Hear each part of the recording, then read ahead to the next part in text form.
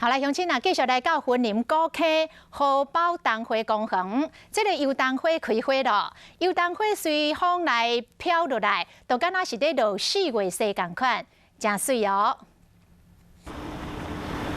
雪白色油桐花随风飘伫涂骹，公园就像铺白色毯啊，游客看花真欢喜，甲涂骹花蕊捡起来夹伫头毛。我看你头发上还有个桐花，是不是？对啊，应景。我们从高雄。高雄啊，你进来看，觉得这个桐花开得怎么样？哦，还不错，今年开得很漂亮，还蛮漂亮。规涂骹的花看起来真浪漫，有民众佫会摆做新品来翕相。 这是云林古溪下包桐花公园有300-400丛油桐仔树，今年因为雨水少，花开了早，而且花况也袂歹，已经开5成。